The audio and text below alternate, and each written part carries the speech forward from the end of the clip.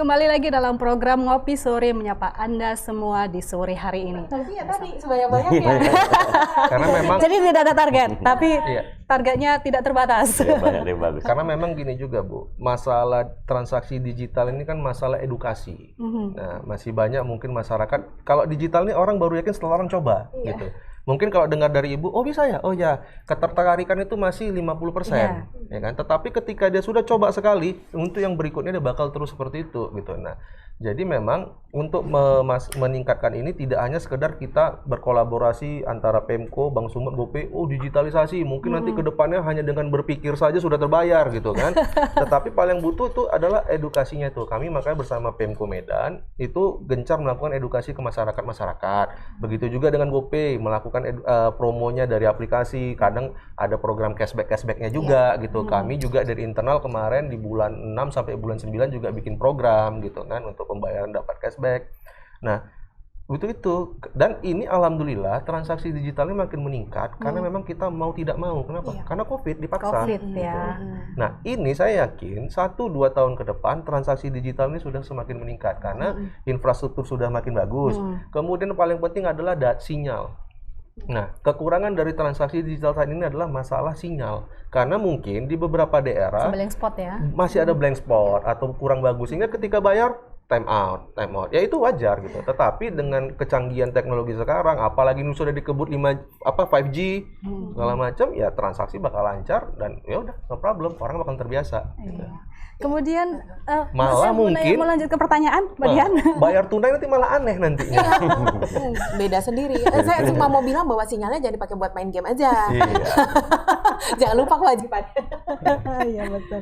Kemudian sekarang karena ada dorongan untuk melakukan transaksi digital, ini bagaimana dengan kantor fisik Bank Sumut, Bang? Pak, apakah memang bakal ada pengurangan atau bagaimana Bank Sumut melihat hal ini? Jadi seperti saya bilang di awal, kita Bank Sumut ini adalah mendukung visi dari pemerintah daerah. Nah, kehadiran kita secara fisik itu tidak serta-merta kita hanya bisa menilai dari cost and benefit untung rugi. Memang benar yang paling utama ketika kita membuka suatu kantor, kita lihat potensi market.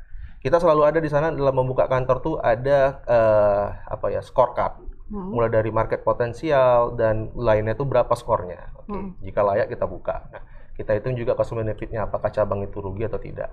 Tetapi kita lihat juga ada faktor-faktor lainnya. Apakah ada di situ permintaan dari pemerintah daerah? Nah, karena mungkin daerah di sana belum ada inklusi keuangan.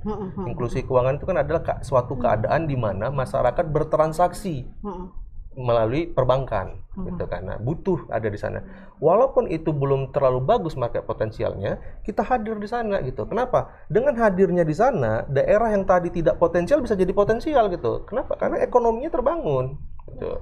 Walaupun seandainya misalnya cabang kami di sana itu rugi secara profit, tetapi secara mendukung inklusi keuangan dan program pemerintah itu kita support gitu. Tetapi kalau memang di daerah itu tidak ada dari pemerintah daerah dan juga tidak profit segala macam, ya kita evaluasi gitu. Jadi tidak serta-merta Bank Sumut itu langsung wah rugi tutup gitu. Kita lihat dulu. Ada pertimbangan lain. Ada pertimbangan lainnya gitu. Memang analisa pendapatan rugi itu yang nomor 1 dulu kan, itu parameter awalnya. Kalau dia sudah untung ya ngapain ditutup kan gitu.